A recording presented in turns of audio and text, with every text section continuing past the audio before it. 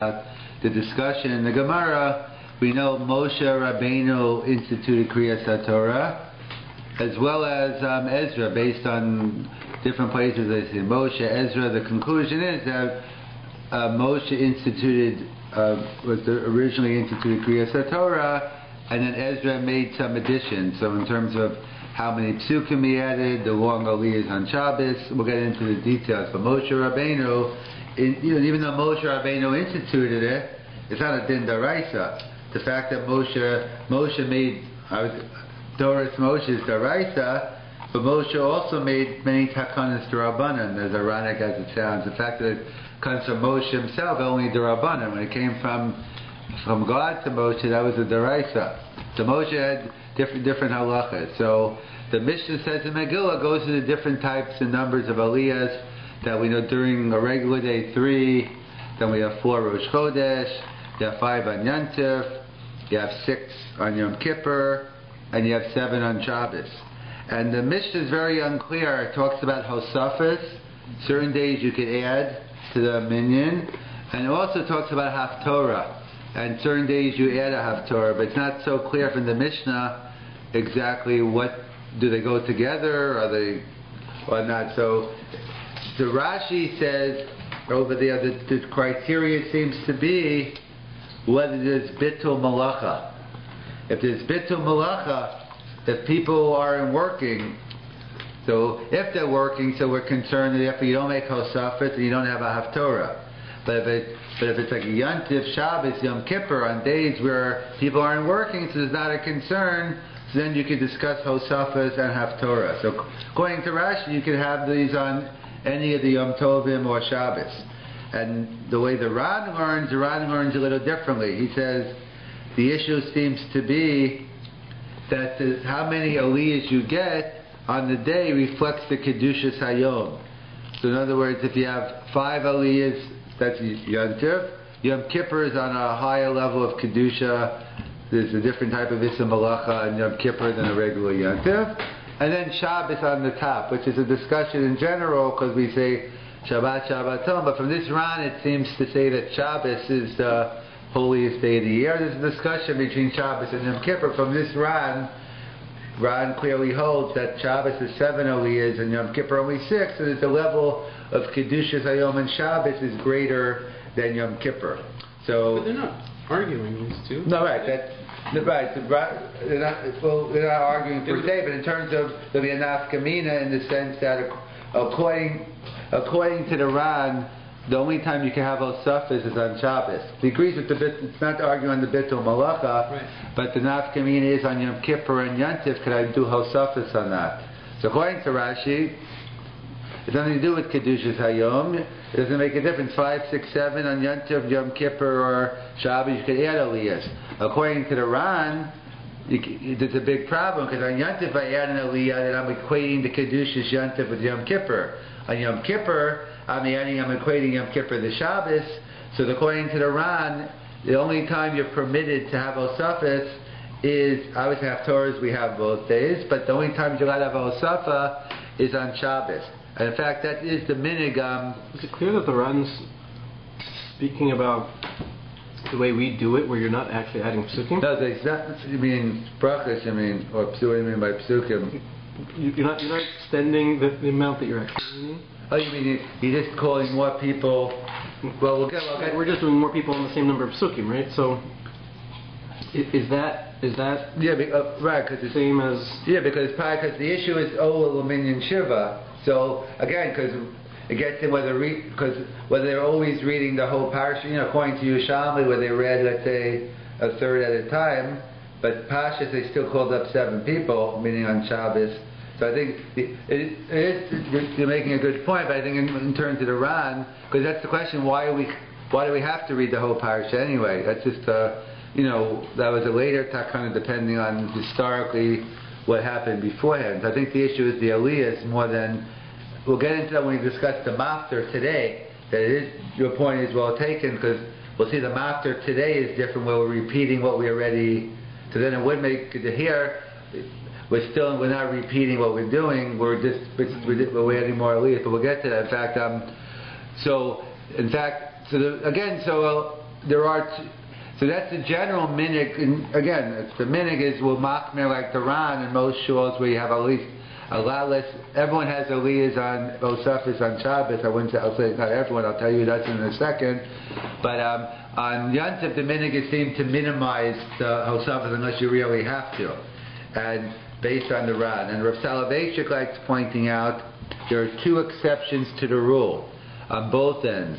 There's one type of reading where, even though it's on Yantif, we do have Osafis, and there's also there's times on Shabbos where we don't have Osafis. The two exceptions to the rule are in the opposite directions are, number one, of course, is Simchas Torah. We had many Osafis, and that could be also, we read over and over again, etc. And Yantif Shachol B'Shabbos. When Yantif falls out on Shabbos, so we all do have Osafim. Well, we don't. We just do. We do the seven of, the seven aliyahs, but with the same amount of doing. So the Rabbi explains why is that based, because he says when it's true on Simchas Torah it's Yantif, but what are we reading? Which was a whole discussion also what they read on Simchas Torah. But what we read is V'zos HaBracha. That's why it's a discussion in the Haftorah. What mafti you read? But since we read Parashat Shavua, we read Zos HaBracha, so it goes with the classical din of Parashat Shavua, and therefore that's why we have Osafis. But on Yantif Shachol B'Shabbos, you don't read Parashat Shavua, we read in Yanin Diyoma, so the Rabbi says that falls under the rubric of Yantif, and therefore we try to minimize the Osafis.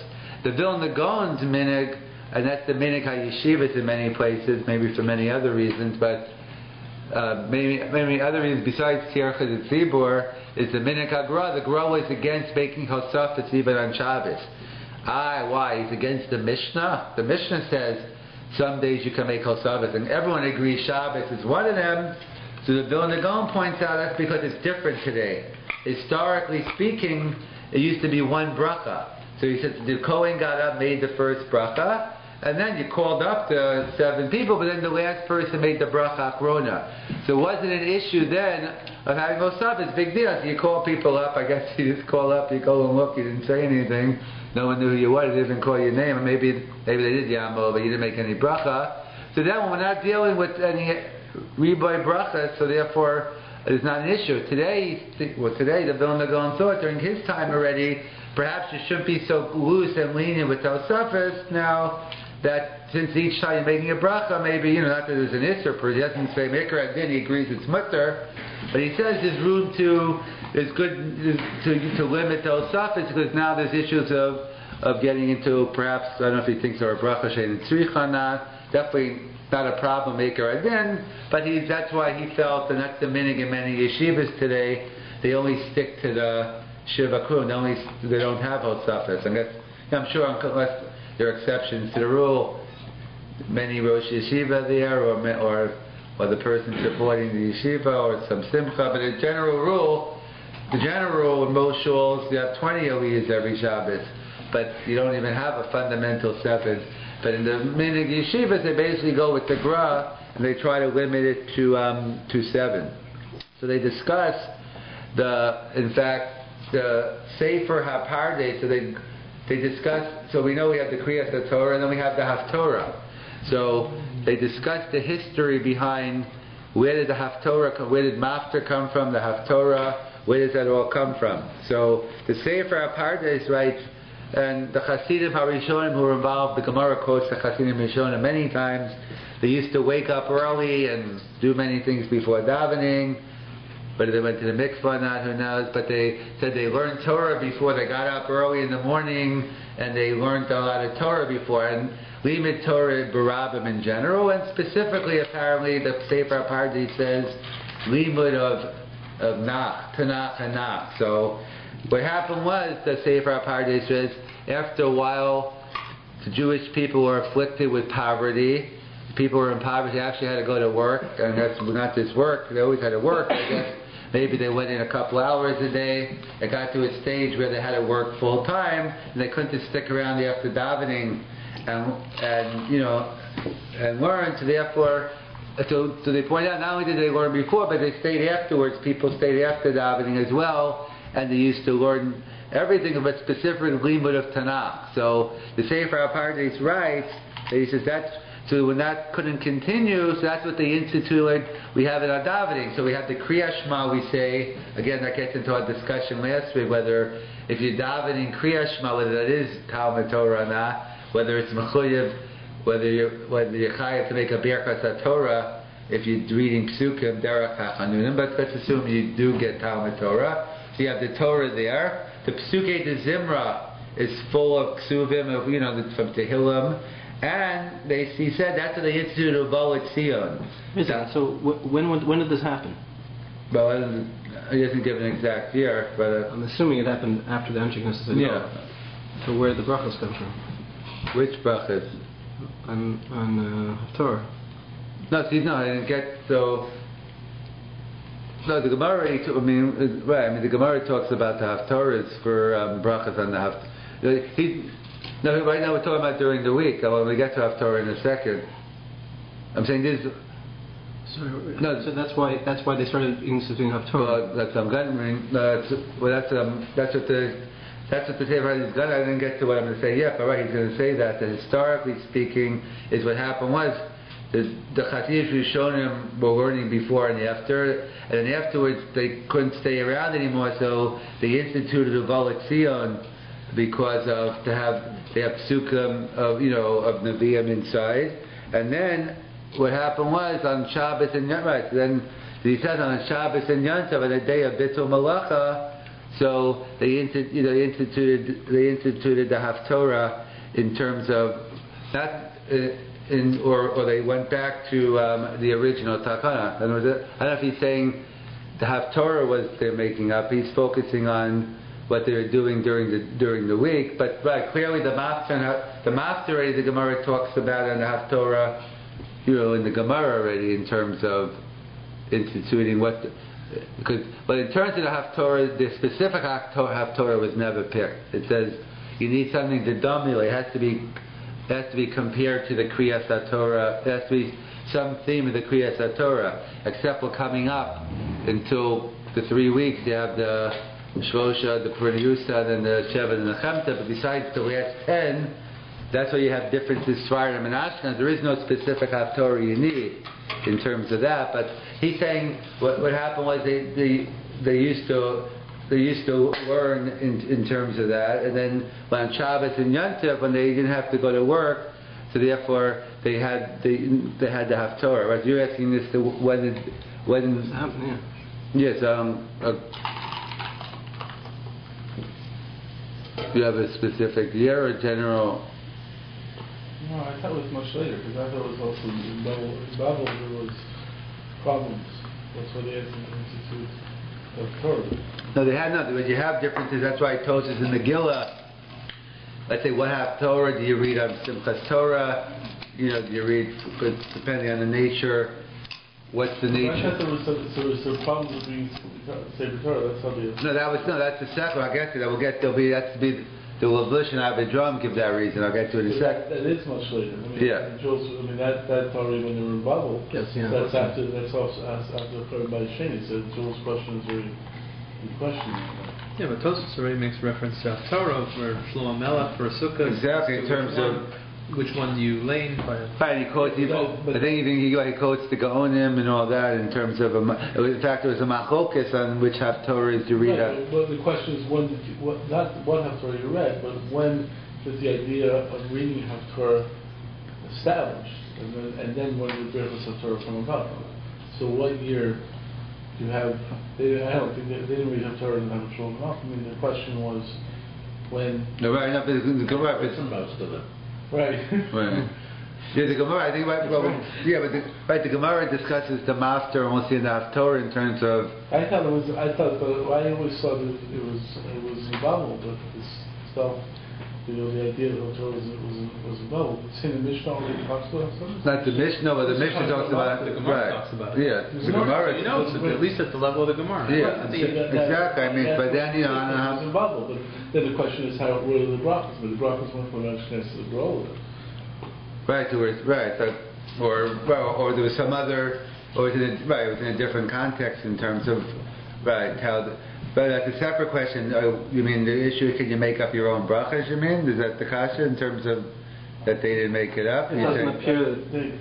Sorry. I mean, it appears that those brachas are made by the entry Knesset Gedolah. So how do you coincide the time period? So obviously they were saying Haftorah, by the time the entry Knesset Gedolah came along. Okay, then... No, but maybe... Why? No, that's right. So right. So let me finish, and then we'll try to answer the question. So the question is that's also problematic because the Chassidim Rishonim, like the question is even according to the other reason that's already been bottled. So I mean maybe it could be referring to, but the Chassidim Rishonim also when you have to have them learning already in the morning. Right, then, before that. Yeah. right, because he claims, because he says that's why, he says the Institute of Golet Zion, this is what the Sefer Pardes says, we'll have to work out the years, but he says the Institute of Golet Zion, because for Prat, Limud, like Navi, and Nach, and then he says that's why, he says, if you notice on Shabbos, Shacharis, we don't say Golet Zion. Why? Because we have the Haftorah. That's why at Mincha, when we don't have Haftorah, even though Tosfos quotes in Shabbos, Megillah, an old practice that they actually did have a Haftorah, even on Shabbos Mincha, we don't have one today. But that's why we read Dudu Balatzir on Mincha, and interesting enough, on Yom Kippur, we don't do it in the Ela because it fits in well, because on Mincha, Yom Kippur, we do Mafti Yonah, and then we don't, and then the Ela we do Balatzir. So that's what the Sefer Pardes says. Well, Balatzir, so to speak, was instead of like Lima, again, whether he's talking informally or was it actual takana, but he says they basically used to learn Limud Nevi'im Ksuvim, and that Ubalatzion took its place after they had to go to work and didn't have time to learn Nevi'im and Ksuvim, and then and when we do the Haftorah, you don't need a Ubalatzion, and implying the Haftorah was there, and we didn't, and after they moved the Ubalatzion, when they never instituted Shacharis on Shabbos, they instituted Mincha and Ela. That's right. It's a good question. Historically, that's how the Sefer Pardes is right. So Levushka is a totally different reason. The Avidram, he says that Haftorah had to do with he said it was the Greek persecution when he said that they couldn't learn Torah, Barabim, and therefore apparently for whatever reason they weren't makbid on a Haftorah Barabim, but they were makbid on Kriyas HaTorah Barabim. So therefore the institution that when they couldn't read Kriyas HaTorah, it seems to imply this is when they created the Haftorah. They couldn't, under the Greek persecution, however, that's what he says, when during that time period he says they were forbidden to do Kriyas HaTorah. So in lieu of Kriyas HaTorah they instituted the Haftorah instead. And even though the Truvas Harashva points that even though that was the original institution, Bisman Hazeh, if you're in out in the country somewhere, and if you assume even if you have a minyan, you don't have the Sefer Torah, he says the minhag is not to read. You still can't. Our minhag is you don't do a Haftorah unless you actually had a Kriyas HaTorah. Even though historically speaking, Haftorah was in lieu of the reading of the Torah. That's why he says Haftorah from the word pater, that you exempted yourself. How did you fulfill your mitzvah of Kriyas HaTorah during that time period? You read the Haftorah from the Lashon Pitur. That's how he writes. Or he throws out another suggestion for Haftorah. Ein maftirin achar Pesach afikomen. Ein maftirin is the conclusion. So the Haftorah is the conclusion of Shacharis, and now we're going to begin davening Musaf. So different possibilities. What the words of the Haftorah is. In fact, that's Rabbi Notam writes that Haftorah. That Rabbi Notam writes that it's also to speak in Dvar Halacha during Kriyas HaTorah, and he doesn't say Dvar B'Telem, he says Divrei Halacha, and he says now Haftorah, your pater, now you're holding it in that whole time. Now during the Haftorah, you could go and now you could talk Divrei Halacha in terms of based on a Gemara in Sota over there that he learns that there's no talking in Divrei Halacha. So Rabbi Tam writes, but the Haftorah now that Kriyas HaTorah is over, one is permitted to go ahead and talk. But either way, those are the two different schools of thought, totally different historically where Haftorah came about. Whether it came about because of Limud nach barabim, or it was a historical thing. We never even would have had it perhaps, but the Greeks' persecution, and there were times when you couldn't do Talmud Torah, Birchas HaTorah barabim, but I guess they didn't mind them. I guess they only read a Haftorah from a chumash, not from a cloth, so maybe they didn't notice, whatever the reasons behind it was. Sure, invented yet. No, right. I know, yeah. They were all. That's all they had then, Right. yeah. So, That's fascinating because the years of the Greek persecution were very few years. And then very short. So and then Antichrists Dollar came after that. We're still existing after. right, so maybe that's what. The question on But according to that, it fits in well that according to this, we understand that they came ahead and then they instituted it to keep it. Like it came about as, let's say, for the short time period, and they said, "Oh, good idea. Let's have, if we combine both of them, so we have Limud Tanakh Barabim also. So it could be the Levush seems to work more like halakha, in terms of it fits in there with the halachic, and in terms You would of think that, but you think that those kind of would be that when you don't have a Sefer Torah, then you do it. Right, no, you have to do it both. No, I'm saying that's what the Chuvas Harashba and the Ramah quote. That's what one would have thought, that today, if you don't have a Sefer Torah, you should read the Haftorah, but after the Lamayas it's the opposite. Even though historically, but Pshat is, it would make sense. What you're saying is that's how it started off, but then Ashkenaz says they were misaking it. Okay, now a new institution. Now we're going to do Kriyat Torah, the Master, and so it fits in. That would be about the time. Then if we learn like that the Haftorah became the Haftorah we know today. Meaning that was all in the Abu Drum. The Abu Drum and the Lavush. And where did they get it from?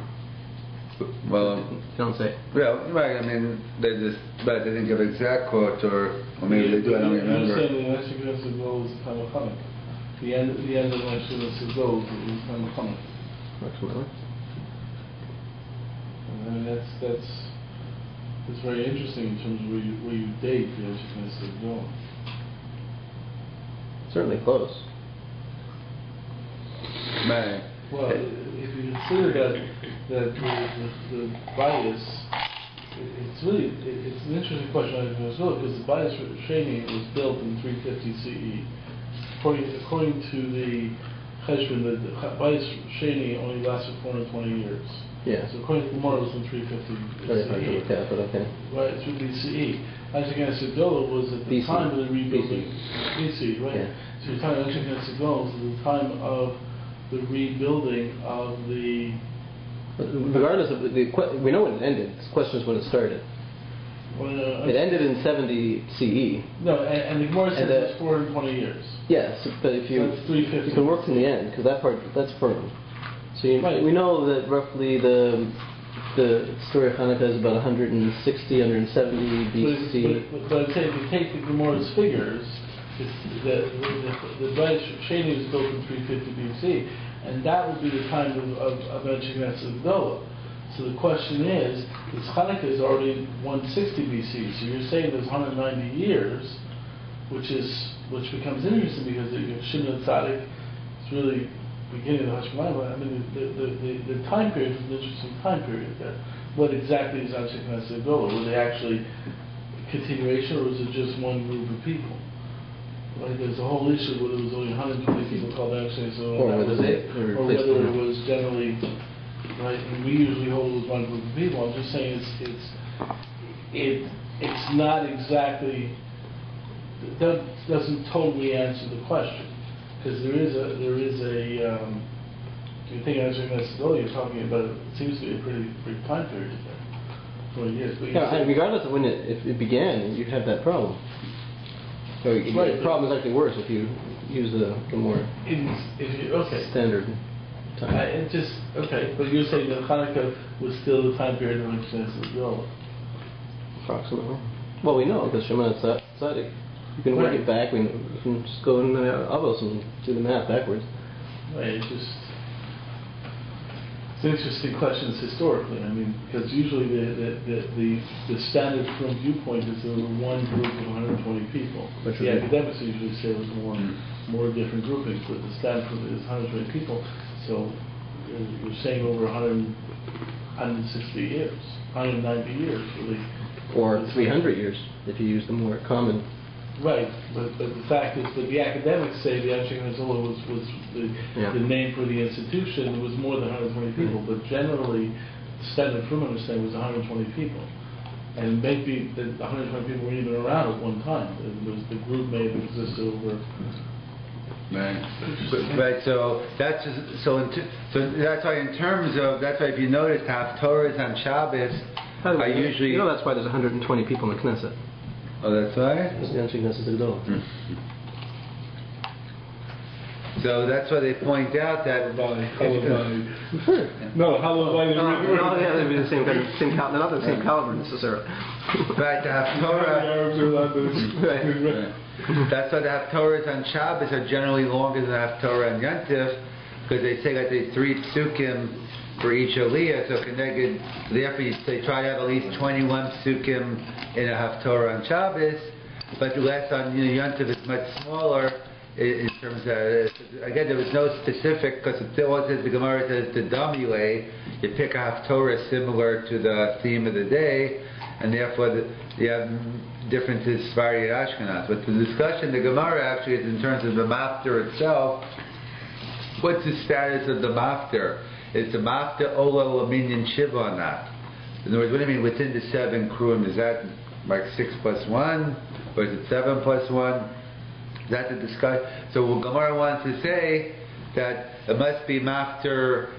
If Mafter with 7 plus 1, then you should have to have the 24 psukim, because then if Mafter counts within. If you're saying if Mafter is Ola, so they have this, or so the Gemara goes into the purpose of the Mafter is that it's you can't bring any riots, because that's just how it's covered at Torah. That you don't want someone to just start reading from the Haftorah, so therefore you begin to give them the Mafter. But Tosas points out historically anyway that it was totally different. Originally, the Mafter was part of the. It's not like today we go back and repeat the same psukim.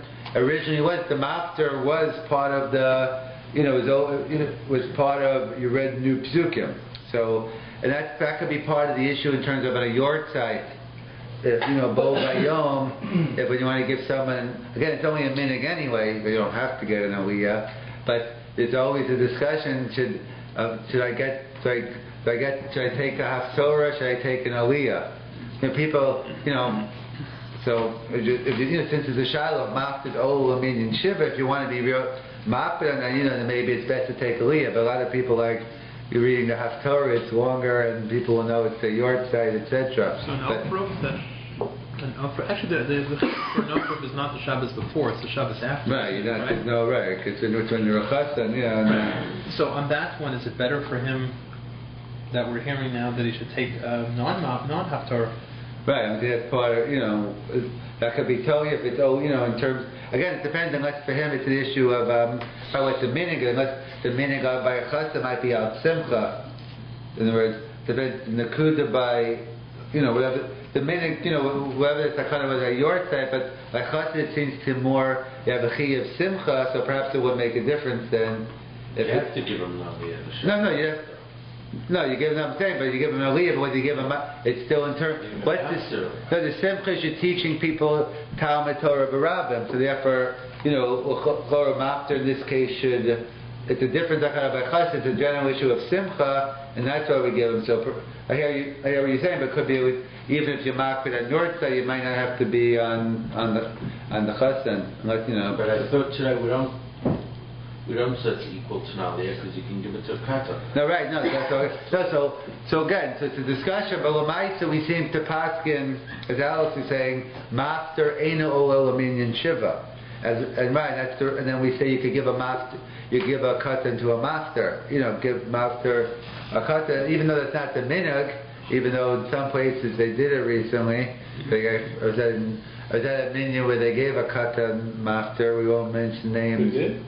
Huh? They did. Yeah. But usually, again, if you're stuck, and then Moshe has a tshuva on it, because he talked about the common scenario is not necessarily mafter, but even giving katan, forget about mafter, katan get an aliyah, he says it comes up when the bar mitzvah boy prepares the pruang parsha, but not the next one, the one too early.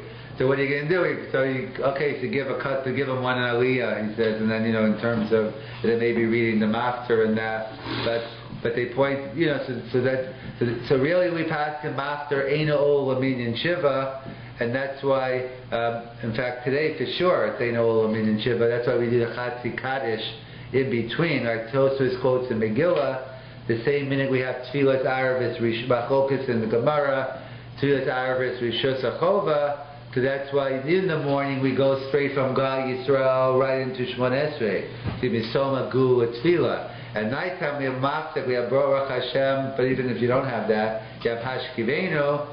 So either way, before you go into Shmon Esrei, we're not really being Soma Gu Tefillah, and we want to show Tefillah. So Tosfos writes over there, it's similar, just like we want to show that Tfilas Arvis Rishus is not a real thing, it's Smichas Gu Tefillah. So too by breaking up Solok and Yana over here, you finish the Shiva Kruim, and now we're doing something else Mafter. So he says that's why today we do the Kaddish. Because they used to read the Psukim from the Torah, they used to do the Kaddish, he tells us right after they finished the Mafter. But today that we do Mafter, we just repeat exactly when that was switched exactly. It's not 100% clear, but that's why. But either way, it's Mafter, and on Shabbos, it's not really so much. That effect? Why would you move Kaddish just because of that? You should still do Kaddish after, in between Birchas HaTorah and Haftarah. What? Because otherwise you'd read it twice at the same time without a break.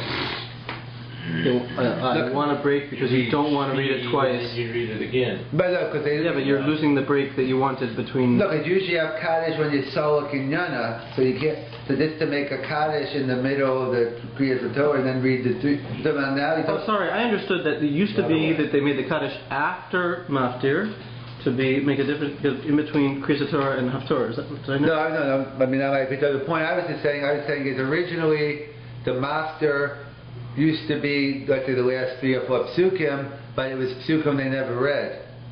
Yeah. We left over. Now what we do is there was no Kaddish at all. Right. I see. It wasn't incorrect. It didn't because Solok and Yana, you don't want to have a Kaddish in the middle. I don't think you ever could have a Kaddish in the middle. If it's Limud Torah Barabim, why wouldn't you say Kaddish D'Rabbana? No, but I'm saying no. You don't want to do it all. No, they don't. I don't think they want it in the middle of Birchas HaTorah. That's the chapter. Yeah, no. So Limud Torah Barabim. Why isn't there Kaddish D'Rabbana now? Yeah, okay. That's in terms of why the Takana was a Chatzi Kaddish. Why? Yeah, regardless of the Maftir. Why isn't there? What's that? Yeah. Okay. Yeah. After somewhere. Yes, I guess it's true. I guess maybe perhaps in the context of Tefillah they had different rules in terms of what's a good God. Right. Normally that's what we do. So I guess since it's in the context of the davening and that they clearly were working with different rules. That's a good question. We always do that type of Kaddish. But so they point out over here. So that's how do we know what's the raya we paskin that Maftir is Eino Ola Laminyan? Right, katan is one, but katan is not real right. You can give a katan that's even part of the Shiva Kruim, I'll get to. Yeah. That by itself isn't a raya. I mean, Lamaisa, the meaning is for the first 3. But the raya is a Yom Tainus, what do we do? On Shabbos, since there's no problem with Hosafa, so we could add Hosafas on Shabbos. So even though you could do the 7 Aliyahs, and then have, but on Yom Tainus, Bitul Malacha, you can't have a Hosafa. So we give Shlishi is the Maftir. So that's the one post can bring down. We try, if you can't stop. So, Yom Tov is a Shaila, but in terms of a Yom Tainus, they bring, getting to a cut. How does that prove? No, the fact. That proves that it is Olam in a minyan. The fact that Maftir is Olam. I'm pointing out that over here on a Yom Tainus, you have Maftir is. The Maftir is you're putting Maftir in Shlishi. If you don't call up a special Maftir, Shlishi is Maftir.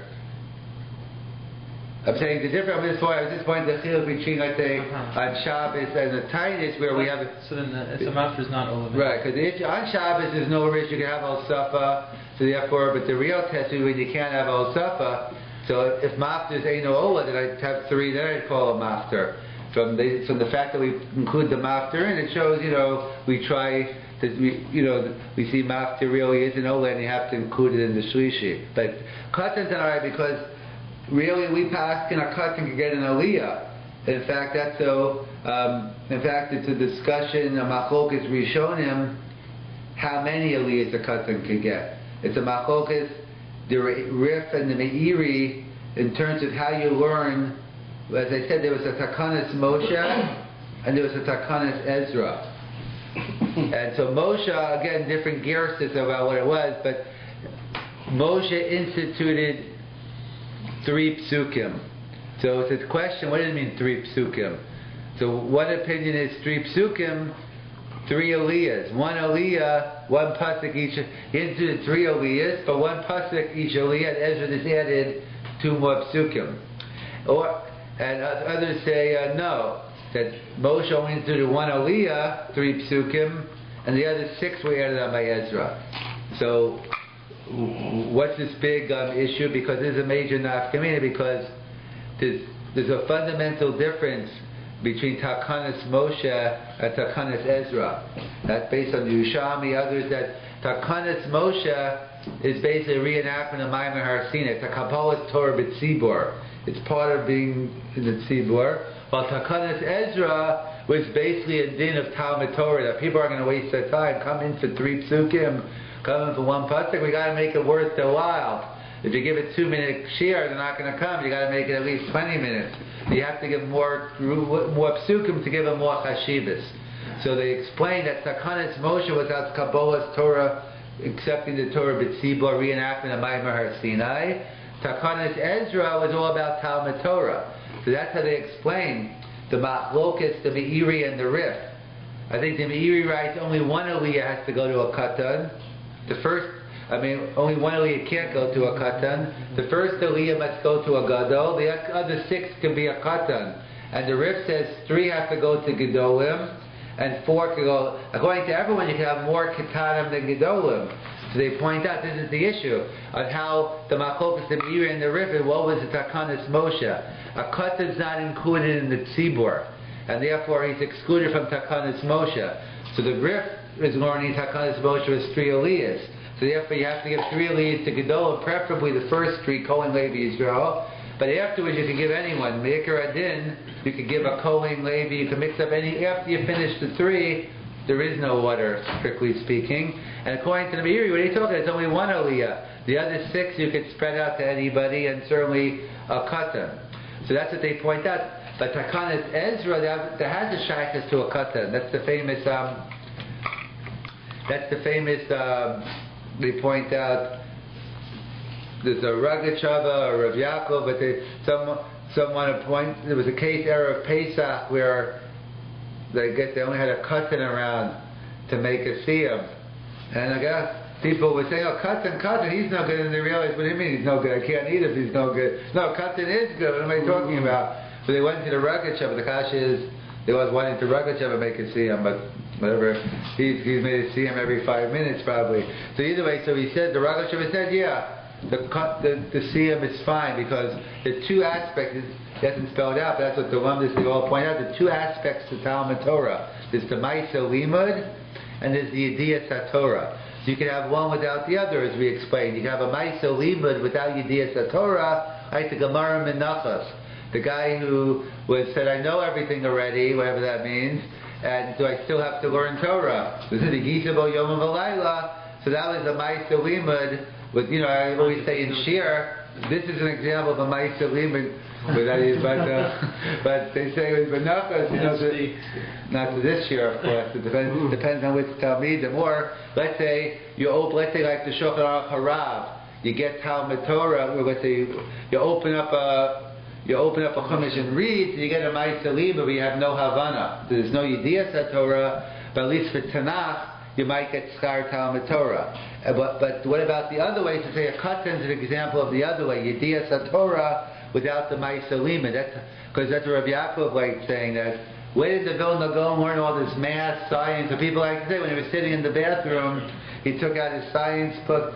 He says, to say the Vilna Gaon sat there all day in the bathroom now, he thinks he learned it as a katan. As a katan, he finished everything by 7, 8, who knows? And he didn't have the chiyuv of the ma'aser limud. He had the idea of Torah, and therefore, while he was a katan, so the katan, he has some mitzvah. Right. How can he be mostly everybody else? No, he's saying, but he's saying they have it's shaykhs min Torah. Like I think he quotes the Rambam about the mitzvah to teach. It talks about the katan learning, and what they say in the Ragid Shava that the idea Torah part that shaykhs min Torah. How can you both see that?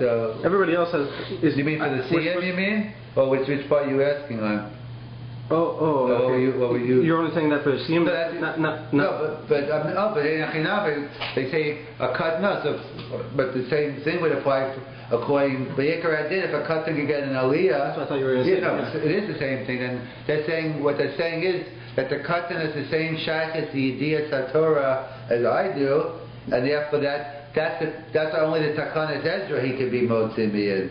Because the Takanas is only out Talmud Torah. So katan the shaykh. So the Aliyah of Ezra are only Yediyas Torah, not Limud Torah. Exactly. That's the way the right. I'm saying that's the way the Shikol Torah is put like that to make. But right, in turn, it fits in well with the Shikol Torah. We can have kashas, but that's what they point out. That a katan is an example of the case of Yediyas Torah. That's why, in fact, the Gemara says in Kedushin, you want to learn in Koel and your son wants to learn in Koel. Who comes first? So it says, who called them with no? You come before your son. Unless, of course, the Gemara says, unless he's much more capable, he can learn a lot more than you, better than you, then you let him. So that's what all the Gedolei Achronim point out, Rav Aaron Kotler, or Yisrael Salanter. Let's say you have a conflict between the Ma'aser Limud, not a conflict, but let's say you can have more hours of Ma'aser Limud and less Yediyas Torah. Let's say you have 6 hours to learn. So you can stay where you are, go to the local Beis HaMedrash, and learn 6 hours, and you come out with a certain Yediyas Torah, whether it's the Shir, Chabur, or whatever, or there's a Rebbe you really, or a Chavrus, and you really learn well with. But the issue is it's going to be an hour, I'm making up the time, but it's going to be an hour each way. So, but you're going to learn more in those 4 hours than you are in the 6. So all the posts can say Yediyas Torah trumps the Ma'aser Limud. Now, obviously, if you can do both, it's not a kasha. It doesn't mean, but in terms of if the choice is this, getting those extra hours without the Yediyas Torah, so Yediyas Torah trumps the Ma'aser Limud. So that's the issue by a katan. So not only is a katan for a mafter, certainly a katan can do mafter, but really Meikar Adin, a katan could do even, or either 6 of the 7 or 4 out of the 7, depending on the riff and the meat. You realize the minig is Gomaisa that we don't usually give a katan and aliyah, Ramosha, or a mafter for that matter. But at least the practice was at one point it wasn't uncommon apparently for a katan to get mafter. It's not the custom today. But I don't know if the minig was ever a katan got an aliyah. But whether it was the minig or not, Meikar Adin, a katan could definitely get it, even an aliyah among the Shiva Kruim, and therefore and a katan could definitely, as long as it's part of the Takanas Ezra, depending either certainly after the 3rd or after the 4th. In the minig is not to give him, but he could, and therefore, as Ramosha writes, in a time of need, like a bar mitzvah, where you want to give him an aliyah, so it's no problem. So that's to summarize, we discussed the different issues of Kriyas Torah, how many aliyahs, the Machokas Rashi Iran, or not necessarily Machokas, but it has to do, clearly everyone agrees you need Bitul Malacha, and the Ran's Kiddush about the reflection of the Kedushas Hayom, that's only how it's on Shabbos, not on Yom Tov. The Vilna Gaon's minig was not even on Shabbos, and that, he said, because today we don't have the old practice where it just got called up, since we're making all these extra brachas, so therefore he said, better not to. Then we had the different issues on his history behind the Haftorah, the Sefer HaPardes, on whether it came out from the Hasidim HaRishonim, the Baal Zion, and the Limud Tanakh Barabim, or like the Vush Avidram, by the Greek persecution when they couldn't do Talmud Torah, so they took out the Haftorah, and then they left it. And the difference in the Haftorah, there is no specific Haftorah ever picked. It's the dummy lay, the Gemara says. You have to find something which reflects the day. So you have different opinions what reflects the day. And then we pointed out that even whether Mafta Olu Laminyan Shiva or not, and the difference on Shabbos, you can have Osafis, but on Yom Tainis, you count the Mafta within the 3 Aliyahs. And the issue of a Katan not only can get Mafta, but even can get an Aliyah, and that's the two aspects. The Takanas of Moshe Rabbeinu, which is out the Tzibor, which a Katan is excluded, while Takanas Ezra is fundamentally Yediyat Torah, is Talmud Torah, and hence the Katan is included in Takanas Ezra, and therefore he could get either 6 or the 4 Aliyahs. But in terms of including in the Tzibor, that a Katan is excluded, and therefore in Al Takanas Moshe or reenactment Har Sinai, we don't include a Katan for an Aliyah. So I mean, this is a good lumdus, but halacha l'maisa. I mean, can a katan get one of the sheep kruim? I mean, halacha l'maisa you can. I'm saying you cannot. I mean, I think you can. I mean, Meikar Adin you can. I'm saying I assume that. Here the lumdus, you're saying this is he's in the din of Yediyah. Because even Ramosha writes by a bar mitzvah to write. I don't know. So I don't know. It'd be interesting. What you could do is to solve the issue is you could make a hosafa. In other words, you could do 8 aliyahs that day and give. Therefore, you're getting. If you want to, even though it's not even a problem, I'll tell you where they say to do that, which is b'yikra at dinner problem. There's a shayla about summa. Could a blind person get an aliyah? So because he's putting the mitzvahs. No, assuming we assume is chayav in general, but the issue over here, you can't read mitoch aksav. So it's a shayla and machlokas in the achronim whether you can give a summa. So I know. So someone told me what Ramosha did on the east side. It's machutin. Ramosha Tenwit's father was blind apparently. So they told me every Shabbos. You're saying can he be the Balkora? You can get the Aliyah. They discuss even that gets into. He's even discussing an Aliyah about Koreh. That gets into how it works Shomei Kona now. Right? But that's specifically talking about even Aliyah, not even about Koreh. So he's saying is Ramosha, they switched off between Shlishi and Shishi every Shabbos. Ramosha took it, and then every time they added a Hosafa, one Hosafa. And that's what the Bishop I think says, that the Ramosha's meaning is because it's a Shiloh, if a Suma could get an Aliyah, so they made sure to have 8 Aliyahs. That's by a Suma, which is more making it Me'adin a Shiloh. Katan certainly isn't a Shiloh.